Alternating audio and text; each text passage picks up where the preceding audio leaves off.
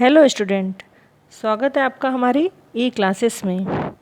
आज हम हमारी हिंदी पाठ्य पुस्तक का पाठ 7 पापा खो गए ये पढ़ेंगे। इसके लेखक है विजय तेंदुलकर। बच्चों, ये एक नाटक के रूप में आपको आपकी पुस्तक में दिया गया है। अब जिस प्रकार से नाटक में कई पात्र होते हैं, उसी प्रकार इस पाठ में भी कई पात्र हैं। अब मैं सबसे उनका परिचय करवाती हूँ।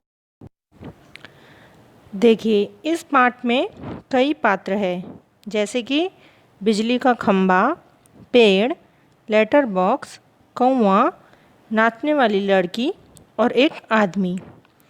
यह एक एकांकी है जिसमें निर्जीव वस्तुओं को सजीव रूप में प्रस्तुत किया गया है और उनमें संवेदना भी दर्शाई गई है। संवेदना अर्थात फीलिंग। वही एक आदमी जो बच्चे उठाने का काम करता है, उसके हृदय में संवेदना का कोई स्थान नहीं है। तो पाठ के शीर्षक से आपको लग रहा होगा कि इस नाटक में ज़रूर पापा खो गए हैं, लेकिन पाठ पढ़ने पर आपको पता चलेगा कि यह स्टोरी एक दुष्ट आदमी द्वारा बच्ची के अपहरण पर आधारित है और इसमें किस प्रकार सारे निर्जीव जैसे कि बिजली का खंभा, पेड़, लेटर बॉक्स और कौवा उस बच्ची को अपने पापा तक पहुंचाते हैं, इसका पूरा विवरण बताया गया है। तो अब हम पाठ को समझते हैं। इसमें सबसे पहले, अब नाटक है तो इसके दृश्य के बारे में आपके सामने एक चित्र प्रस्तुत होना ज़रूरी है। तो इसके लिए मैं आपको समझा रही हूँ। एक सड़क का दृश्य बताया गया है, रात का समय है, समुद्र के सामने फुटपाथ है, वहीं पर एक बिजली का खंभा, एक पेड़ और एक लेटर बॉक्स है।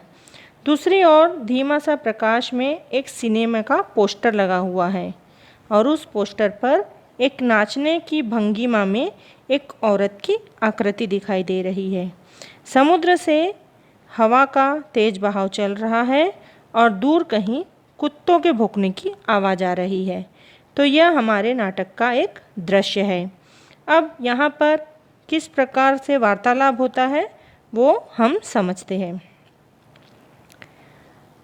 पाठ को शुरू करने से पहले आप ये जान लीजिए कि यह विजय तेंदुलकर द्वारा लिखित एक नाटक है। अब इसमें दृश्य के बारे में मैंने आपको बता दिया है। आपको हर एक पात्र का एक एक जो हम नाटक में डायलॉग देखते हैं, उसी प्रकार से आपको अपनी बुक में सबके डायलॉग दिखते रहेंगे। अब मैं इन्हीं डायलॉग को आपको समरी के रूप में एकदम शॉर्ट में पूरे चैप्टर को समझा रही हूँ। आपको पूरे चैप्टर को अच्छे से पढ़ना है और समझने की कोशिश करनी है। तो चलिए शुरू करते हैं।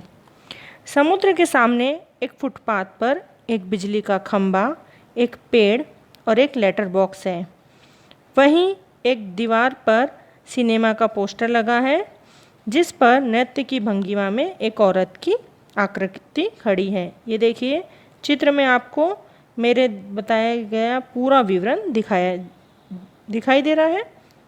ओके, अब आगे देखिए। पेड़ सबसे पहले से वहाँ खड़ा है, बाद में खंभा, लेटर बॉक्स और पोस्टर उस स्थान पर लगाए गए। शुरू में खंभा पेड़ से बातें नहीं करता था, लेकिन एक बार आंधी तूफान की रात में पेड़ खंभे को गिरने से बचाता है और उसे अपने ऊपर रोक लेता है। तभी से दोनों की दोस्ती हो जाती है। यह एकांकी एक रात की घटना का वर्णन कर रही है। रात में हवा तेज थी, जिससे कभी कभी पोस्टर पर बनी महिला का संतुलन बिगड़ जाता है और उसके घुंघरू बज उठते हैं। रात के अंधेरे में पेड़ और खंभा बातें कर रहे हैं। लेटर बॉक्स रह रहकर कुछ भजन गुनगुनाता है, जिससे वहीं सोया हुआ काला कौवा झुंझला उठता है। अतः समय बिताने के लिए लेटर बॉक्स अपने पेट में चिट्ठियाँ निकालकर पढ़ने लगता है। उसी समय किसी के आने की आहट सुन सभी चुप्पी साध लेते हैं। एक दुष्ट व्यक्ति एक छोटी बच्ची को अपने कंधे पर उठाकर लाता है और उसे पेड़ की ओट में डाल देता है। वह बच्चे उठाने वाला था। वह उस छोटी लड़की को सोते हुए ही उसके घर से उठा लाया था। उसने उसे बेहोशी की दवा दी थी जिससे वह अभी तक सो रही थी। उस आदमी को भूख लगी थी। वह बच्ची के ऊपर अपना कोट फैला देता है और भोजन की खोज में चला जाता है। पेड़, खंबा, लेटर बॉक्स और कौवा यह देखकर चिंतित हो जाते हैं। बच्ची अत्यंत भोली और प्यारी थी। सब घबरा जाते हैं कि वह आदमी न जाने इस बच्ची के साथ क्या करेगा। वे उसकी रक्षा के संबंध में विचार विमर्श करने लगते हैं। उनकी बातचीत सुनकर लड़की जाग जाती है। उसे लगता है जैसे वह कोई सपना देख रही हो। वह हैरान होती है कि ये आवाज़ें कहाँ से आ रही थी। लेटर बॉक्स उसे बताता है कि वे सभी निर्जीव होते हुए भी बोल सकते हैं। लड़की यह जानकर बहुत खुश होती है। सभी उससे उसके घर का पता पूछते हैं, पर वह लड़की उन्हें कुछ ठीक ठीक बता नहीं पाती। थोड़ी देर में वह दुष्ट आदमी वापस आ जाता है। सभी चुप खड़े हो जाते हैं और बच्ची भी कहीं छुप जाती है। वह आदमी बच्ची को न पाकर क्रोधित हो जाता है और उसे ढूंढने लगता है। पेड़, खंबा और लेटर बॉक्स अपनी जगह से खिसक खिसक कर बच्ची को छिपाने का प्रयास करते हैं। अचानक कौवा भूत भूत चिल्लाने लगता है। उसके साथ साथ सभी चिल्ला पड़ते हैं और वह आदमी डरकर भाग जाता है। उसके जाने के बाद सभी लड़की को ढूंढते हैं तो वह पोस्टर वाली औरत के पीछे से निकलकर आती है। सभी खुश होते हैं और लड़की थककर सो जाती है।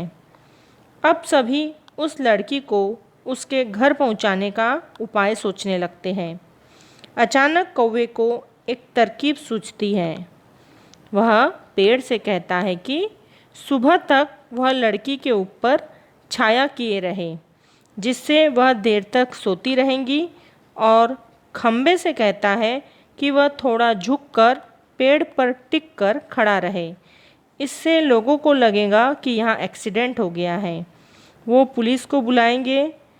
पुलिस लड़की को देखेंगी और उसके घर का पता मालूम कर उसे वहाँ पहुँचा देगी। लेटर बॉक्स कहता है कि यदि इतना करने पर भी कोई न आया तो क्या होगा। तब कौवा उससे कहता है लाल ताऊ। लेटर बॉक्स को सब लाल ताऊ क्यों कहते हैं? क्योंकि उसका रंग, जो उसका बॉक्स रहता है वो किस रंग का रहता है? लाल रंग का। और उम्र में वो सबसे बड़ा था, इसीलिए उसे सब लाल ताऊ कहते हैं। तो लाल ताऊ, तुम तो पढ़े लिखे हो, तुम्हें कुछ करना होगा। अब वो पढ़े लिखे लाल ताऊ के ऊपर जिम्मेदारी दे देते हैं कि अगर हमारा पहला प्लान फेल हुआ तो हम क्या करेंगे। सुबह होते ही सभी देखते हैं कि पेड़ झुककर लड़की पर छाया किए हुए है। लड़की गहरी नींद में है। खंबा टेढ़ा खड़ा है। कौवा काँव काँव कर सबका ध्यान आकर्षित कर रहा है और पोस्टर पर लिखा है पापा खो गए। लेटर बॉक्स धीरे से सबसे कहता है यदि किसी ने इस प्यारी बच्ची के पापा को देखा हो तो उसे यहाँ ले आए। इस प्रकार यह नाटक समाप्त होता है और एक पोस्टर में एक संदेश के माध्यम से वे लोग सभी को, जो ऑडियंस बैठी हुई रहती है, उनके सामने प्रस्तुत करते हैं कि इस बच्ची के पापा जहाँ भी है वो आके इसे ले जाए।